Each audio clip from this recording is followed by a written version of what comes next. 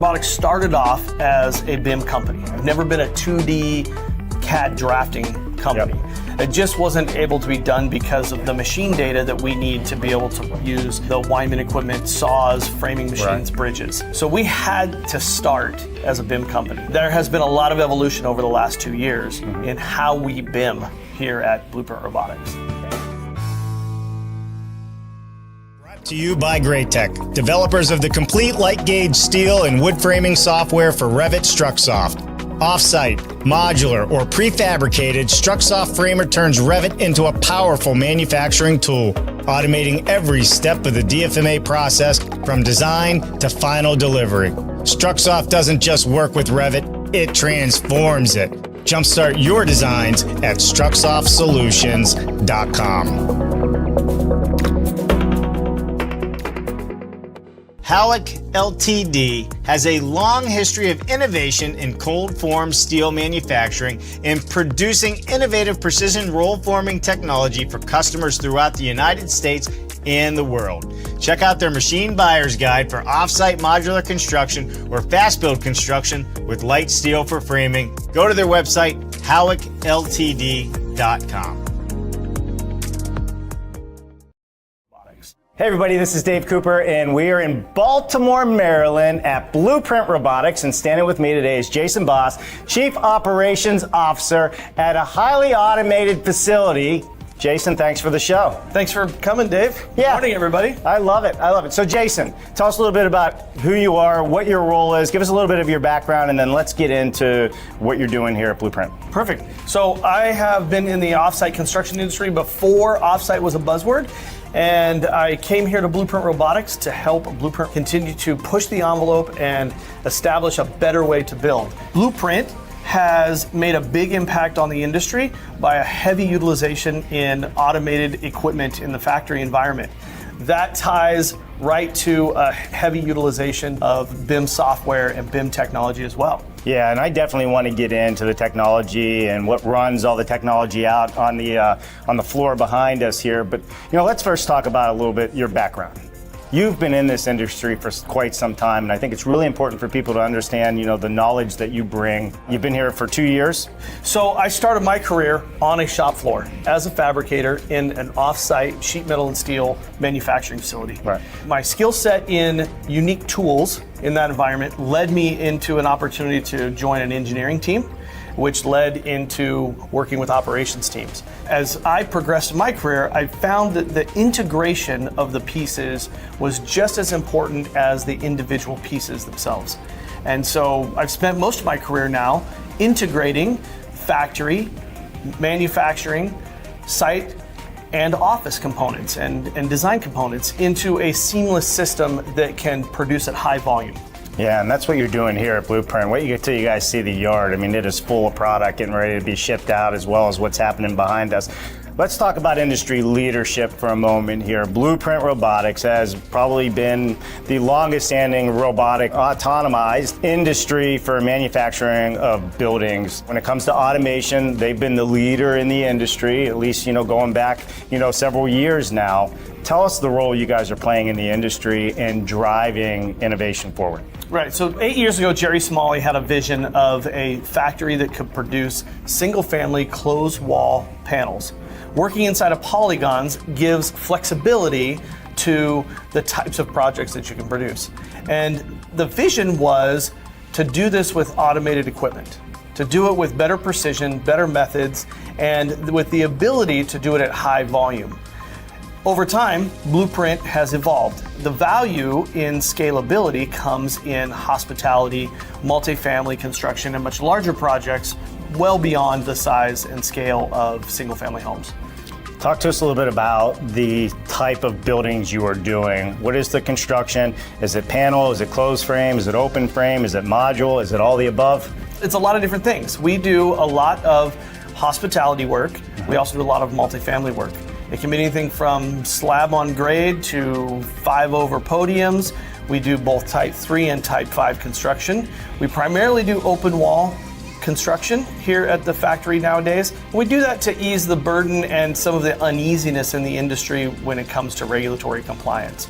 We do a very high amount of content in the panels. We try to push our factory level of completion as high as we can while servicing inside of the rough end market. We do all the framing, sheeting, WRB, windows, doors, mechanical, electrical, plumbing, as much as we can possibly do in the factory inside of our polygons. And what is your radius for building? So we have projects all the way up as far as Buffalo, New York, and we go well down into the lower side of Washington, D.C. A lot of times, transportation is less of an impact to the project than what folks would think, and part of what gives us the ability to overcome transportation is the content of the panels. More dollar volume you have in the panel, the easier it is to make a long transport. Walk me through how the process works, right? We're talking about efficiency, right? We're gonna get into some sustainability as well, but from a factory production standpoint, walk us through how the design process works, what your role is in the design process here, and the implementation of the design all the way through manufacturing. So we have done a lot over the last 2 years to evolve our building information modeling team and the processes and softwares that we use. In the past, we struggled with volume production in building information modeling. So we've had to make some changes there. In general, for the customer, we try to make this process as seamless as possible. We take whatever they have. It could be a napkin sketch. It could be a full permitted CD set of plans. It could be a concept design. And we take their information and we build in Revit a architectural model. That architectural model is very specifically built for Blueprint Robotics, and it drives the automation piece of the software that gives us our framing, mechanical, electrical, plumbing. Ultimately, that model is then converted into work instructions for the production line, as well as machine files for the production line. DFMA, Design for Manufacture Assembly, is a big topic in the industry. It is. Especially as more automation's coming into the industry. A lot of the companies that are in this industry that are doing panelization, volumetric, right? They're still using 2D drawings or 2D design on CAD systems. How are you tackling the process from that design and speaking to the machines? Because that's really where the hiccup's been. And how did you guys implement that here? Did you start off with it? Blueprint Robotics started off as a BIM company. Okay. We've never been a 2D CAD drafting company. It just wasn't able to be done because of the machine data that we need to be able to use the Wyman equipment, saws, framing machines, bridges. So we had to start as a BIM company. There has been a lot of evolution over the last 2 years in how we BIM here at Blueprint Robotics. Yeah. Can I ask, who are you using for your software? So currently, our base platform is Revit from Autodesk. Okay. And we have worked very extensively over the last 2 years to highly customize MWF from Graitec. So Graitec Struxoft, right? Perfect. So when you brought in the Graitec Struxoft MWF program, how was that process? Walk us through that, because I think this is where a lot of people get nervous about integration, especially on factories that are already up and running. You just basically said that you helped implement a whole new system since you've been here. We did. We converted from one system to another, and the new system was Revit-based MWF. That transition was very risky for Blueprint Robotics. We do not have downtime in the factory in that we could take months to craft a piece of software, test it, and implement it. One of the strongest points of our partnership with Graitec is that they were willing to come in and make a transition on a live project, on a project that had real schedules and real risk points, and helped us mitigate those risks by supporting us not only in the software as a deliverable, but the customization of the software, as well as the initial implementation and utilization. So we actually partners with Graitec to have Graitec personnel helping us in production as we made. So their team came here? Their team worked remotely. They did spend some time here. There were fun long days where we had one of their best programmers sitting here in the office and we were running things live on the shop floor. Right. And he was literally cranking through the code and re-uploading software and reprocessing so that we could keep moving while making this transition. When you chose the software to come in and actually work here on the floor, because you already had equipment, right? did. You're already using, another software of some sort, used with the automation out on the factory floor. What was the value add with Greatech? Because you have, other equipment out here. You have a mix of equipment. Does it talk to all those systems? So their software talks to all of our systems here, Wow. all of the automated equipment. The value add for Greatech was, as we looked at different partners and we looked at different people, one of our challenges was making sure that at the end of this transition, we had a large user base of potential users available to us. And that was what led us to use Revit and then also MWF. Right. I knew some folks that had used MWF in the past, and that gave me confidence that the software could do what we needed it to do. Excellent. The next piece that was really key was the partnership with Greatech. Having Greatech as a partner who was willing to come and mitigate risk was a big game changer for us. Yeah. Because we couldn't take the production line offline. We had to make a seamless transition as we put a project online. Right. And their partnership made that happen. Let's move to sustainability. Okay? Let's talk about the sustainability goals for Blueprint, right? How has MWF or even the software and the production of how you're currently operating impacted your sustainability goals, and what are those goals? So our goal is to have zero landfill waste from a sustainability standpoint. We put as little trash in the bin as we can possibly put in the bin. Right. The way you get to that, this is a lot of buzz in the industry, right? Nobody wants to be the one that's throwing metric tons of materials and trash away. The way you get there is through data. And that's how Greatech has helped us have an impact in our own personal goal to be a more sustainable company, is that their systems provide us with data that we can then utilize to perform better. They provide us with data that we can look at and say, hey, we're using a certain material and we're going to know in advance what our off-fall from that material is, and we can plan to capture the off-fall, store it, and reutilize it. Rather than us saying, load the lumber in the machine, whatever falls off, put it in the trash can. Right. And not having a plan in place. So when I hear that, it's also helping eliminate errors, right? System errors, quantity errors, all of those things. It is. There are remarkable tools in the system, like Copy Modular, that gives us the ability to define, say, an entire unit or an area in a unit, a kitchen, a bathroom, a utility pod, various different types of units, from a grouping of wall panels or floor panels to individual wall panels and floor panels. And then we can copy those well-defined granular elements to the other areas in the building that piece can be utilized. That gives us very early data on how we're utilizing materials and where we're utilizing materials. Let's talk about ROI. Right, that's what everybody wants to know about in this industry.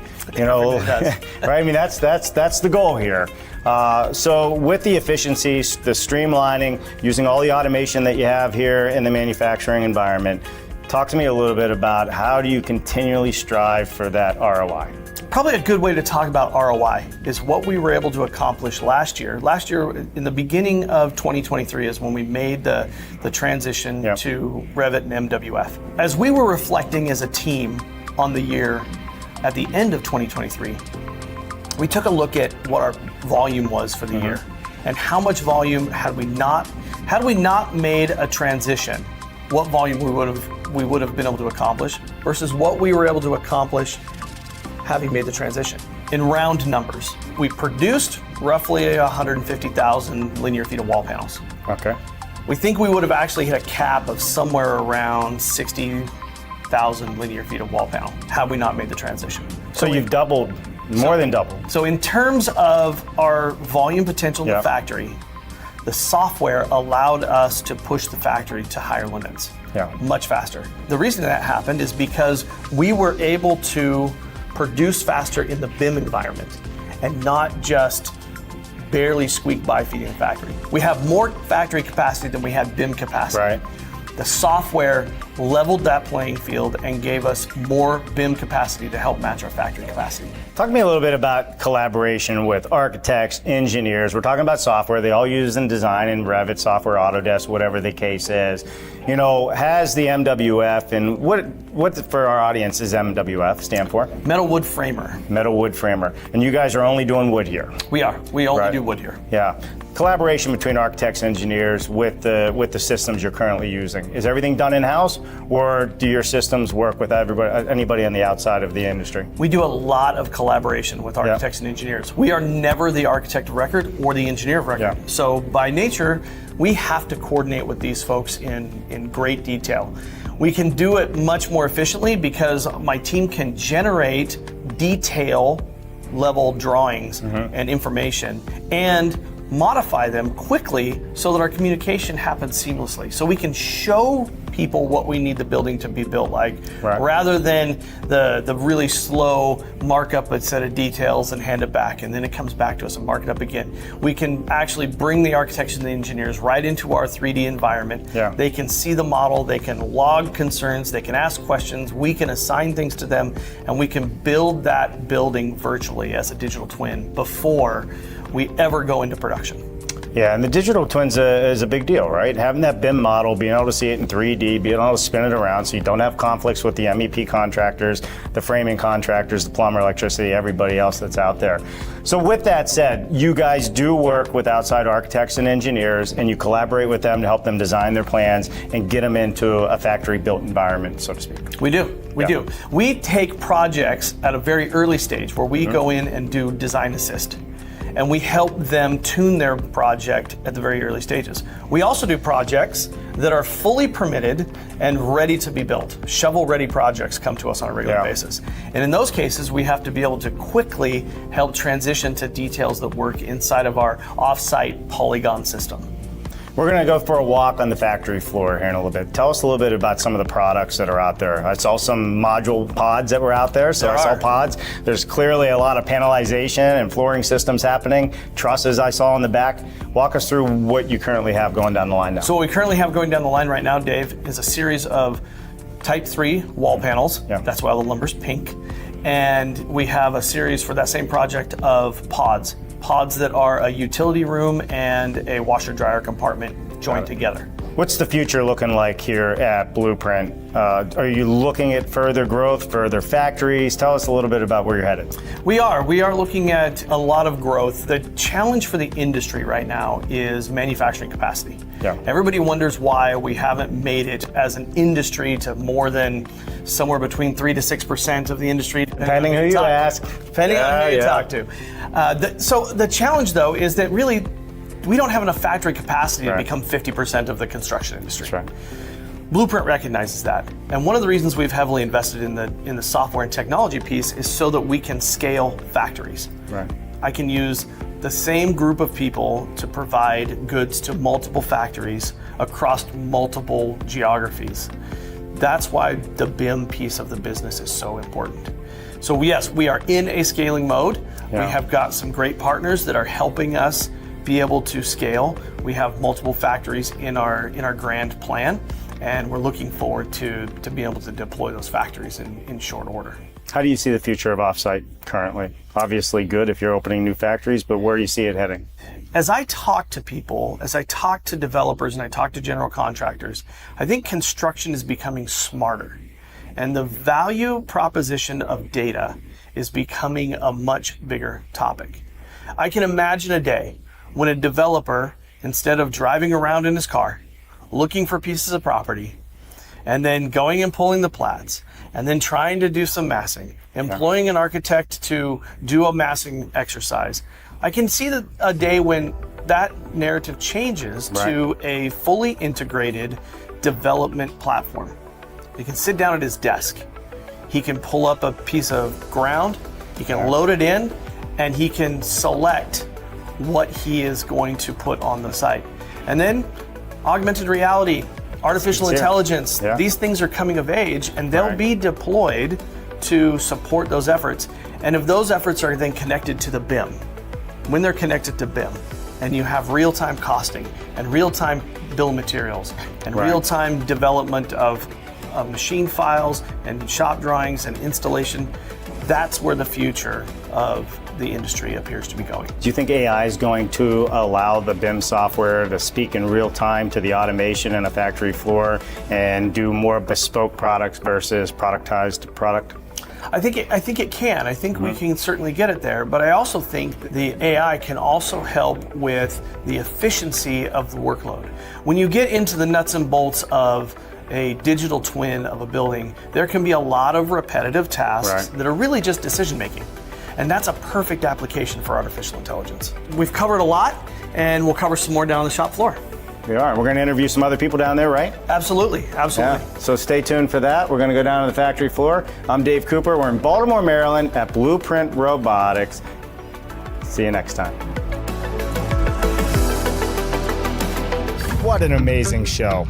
Thank you to all of our sponsors for helping us to continue to bring all of these innovative conversations to all of you out there.